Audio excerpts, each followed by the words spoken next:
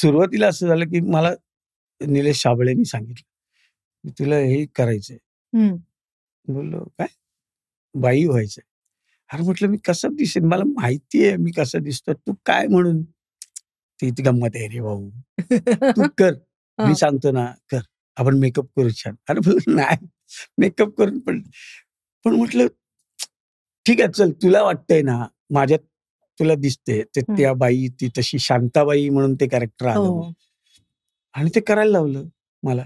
आणि ते व्यवस्थित म्हणजे ते आपण सगळं काय म्हणतात त्याला, काही असं विक्षिप्त न दिसता व्यवस्थित पदर वगैरे सांभाळून छान असं आणि ते लोकांना आवडलं.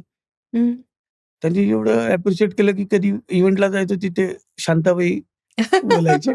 त्या बायका तर खूपच प्रेम करतात त्या कॅरेक्टरवर आणि मी जे काही काम केले त्याच्यावर कुठेही जा आजही. त्यामुळे ते करताना मला सतत ती भीती होती, की कुठेतरी आपल्याकडून चुकून काहीतरी वेगळं नाही गेलं पाहिजे आणि हं. त्याची काळजी साबळे घ्यायचा. जे हो. स्क्रिप्ट लिहायचं ते एवढंच आणि तेवढंच बोलायचं. जास्त काय करायचंच नाही. हं. म्हणजे उगाचच नाचतोय, उगाचच खिदळतोय असं पण नाही. हं. आणि माझे पंचेसची जी स्टाईल आहे ती सौम्य असल्यामुळे ती जास्त इफेक्टिव्ह व्हायची. बरोबर. त्यामुळे हं. ते छान वाटलं.